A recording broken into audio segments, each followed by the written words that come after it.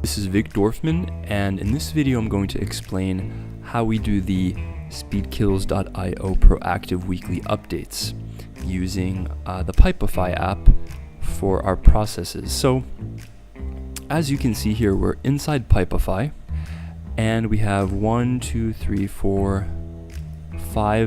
phases for the weekly update process. Each phase is basically like a chunk, and inside each phase there's a checklist. So if I start with lubd.com, and you can see that there's a card here for each one of our customers, or each one of our customers' websites, right? And so we'll start with lubd.com. Oh, I better reload this page. My Wi-Fi is out. So we'll start with lubd.com, click on the card. And the cool thing about this app is that the directions on the card change depending which phase the card is in. So right now it's in the backup, the server phase. Let me actually, okay, yeah. So now it's in the backup and server health phase. So first you put in the date. So today is the 7th, so we'll put in 5/7/2017. All right, and you can see that there are these steps, and you can actually hide this stuff so it's not in your way. You see there are 3 steps here. So there's the date, create the server backup in Cloudways, and check the server resource levels. And you can see also there's a label that tells you if this customer gets a proactive weekly optimization or not. Now, in order to know how to do each step, all you have to do is you have to click on the little info button. So click on this, and you can see that in order to create a server backup in Cloudways, you have to log into Cloudways, you follow this support article, and you basically just follow these steps. Okay, once you've finished this step, you mark it complete, and then you move on to the next step. So the next step is to check the server resource levels. How do you do that? Well, you click on the info button, and it will tell you exactly how to do it.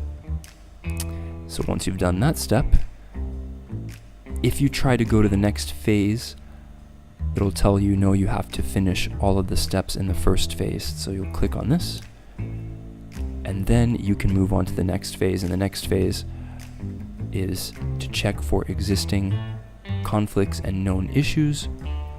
Okay, and I like to hide the activity log because it's a little bit messy. And you can see here there's only one step, and it's to check for known issues. And this is an important step so that we don't do the same work several times, and so that we don't create conflicts.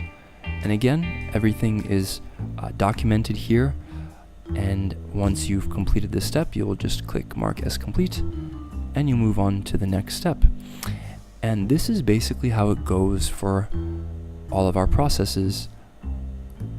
And if you want to move a card back to a previous phase because you're still working on it, then that's fine. For example, it takes about 10 or 15 minutes for a website to back up, so the card would stay in that phase until you finish doing that. Okay, and you can just move cards around, but you can't just move a card several phases ahead because the phases are sequential. It's a checklist, right? It's a process, so it has to go in order. And so you have to fill out and check each step before you can move on to the next step. Okay?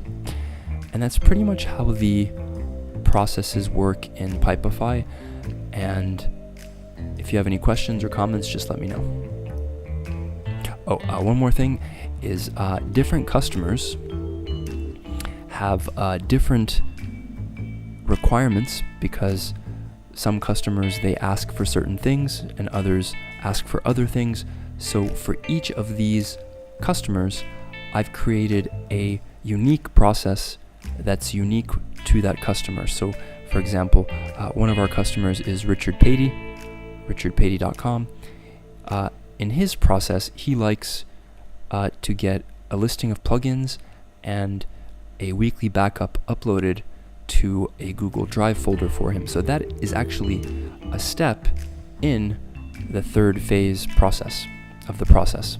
So you actually don't have to do any